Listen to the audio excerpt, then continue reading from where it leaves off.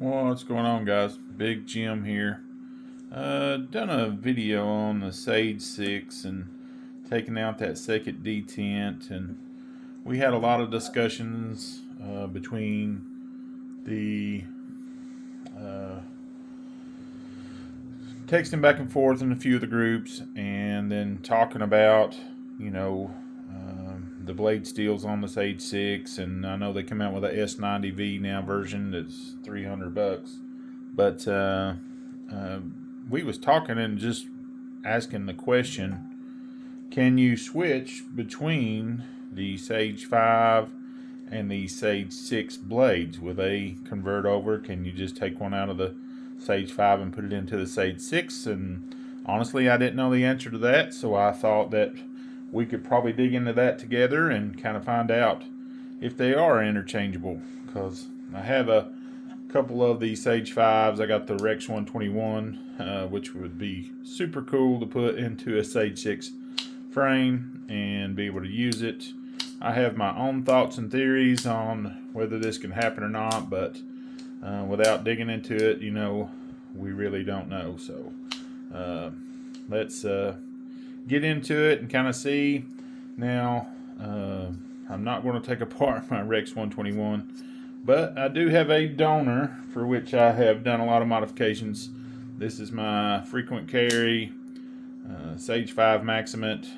It's got a lot of scratched up the blade, and then I done some modifications on it. I darkened it and changed the scales here and dyed those blue, and it just, it's a Frankenstein, but I really like it. But it's comfortable. It's kind of ugly now, but it is comfortable. But without further ado, we'll go ahead and start breaking this down. Let me get my mat here so we can not lose anything. So I'm just going to try to take this partially apart to just be able to see what we can do, and if we can actually change these blades out, and if not, why can we not? So this is my driver. This is my Vero driver. I really like this. I got it at Blade Show 2024. But all right, so let's go ahead, and I'm going to take the back side of this Sage 6 off. These are all T8s. One thing I do like about the Taiwanese knives is, man, they use all the same hardware size, T8. Don't know why we can't adopt that for all the models, or at least try to, but they seem to make it work, so I'm not real sure why that we can't make it work in other aspects as well. Alright, let's take the same side off here. Don't judge me for my Frankenstein build.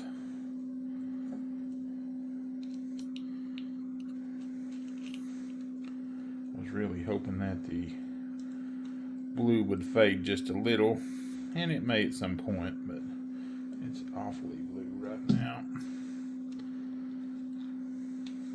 Okay, I'm going to get my little pry tool out, because these can be a little bit difficult to get apart. Okay, as you can see, this one is quite a bit used. So let's see if this one can come apart quite easily. Oh, yep, just as I thought.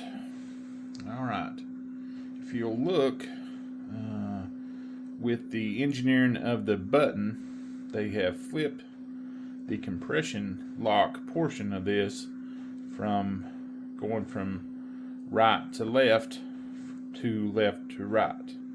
So the scales are completely different.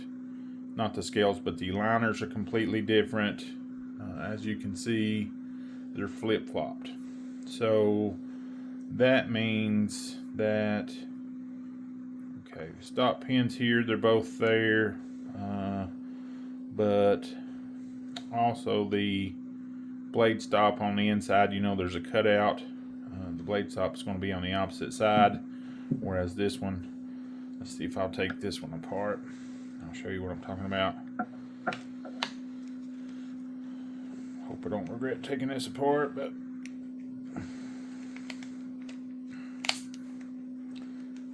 these can be a booger.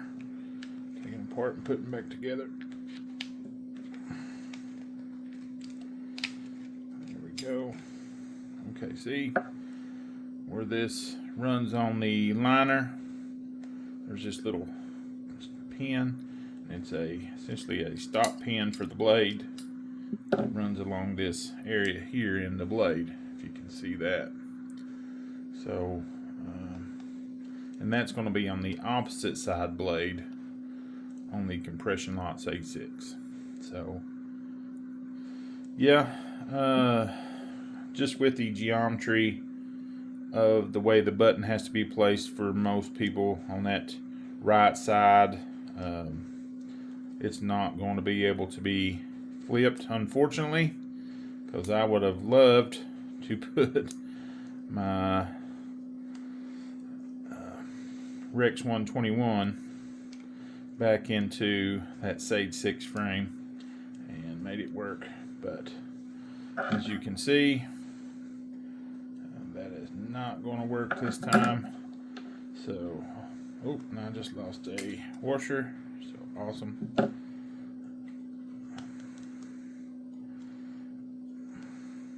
And these are a little bit harder to put back together than some of the other knives that we have, but we will put it back together.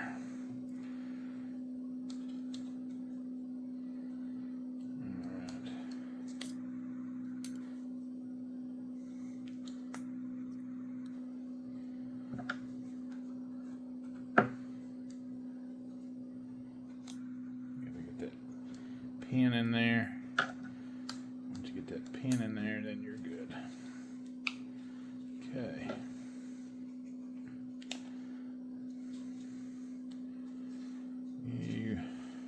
I have taken this apart quite a lot, but like I say, this is one of my older builds. I actually use this one Maximin a lot. It holds a good edge. Found the initial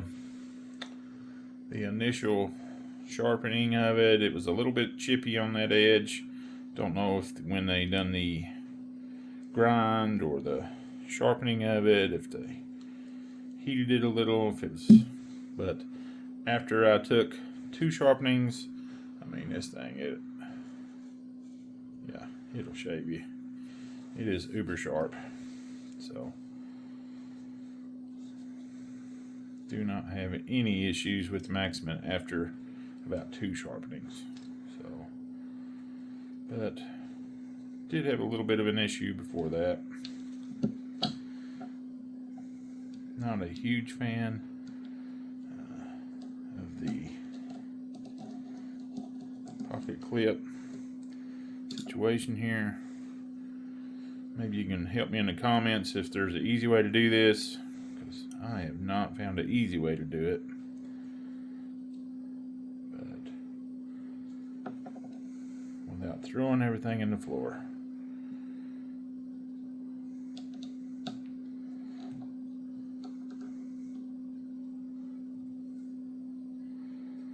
I have to just about hold my tongue just right to get it to go in there.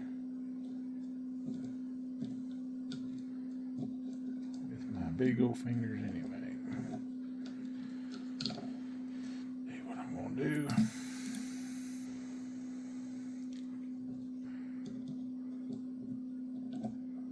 Ooh, look at there.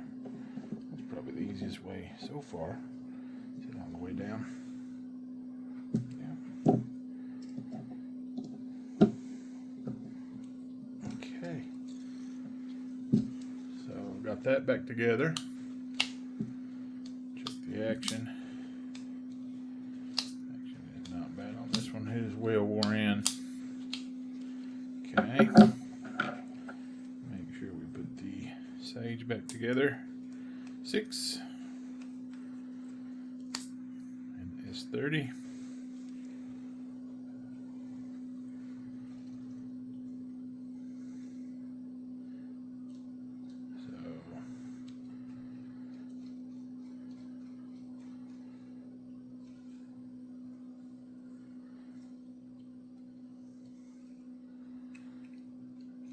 I know y'all just don't want to watch me put this back together again, but so I may not fight with that pocket clip currently.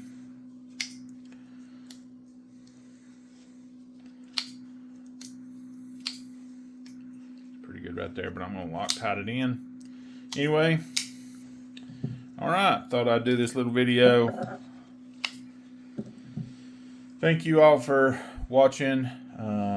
If you like the content, like and subscribe. And God bless. I think it's very helpful. Oh, it's too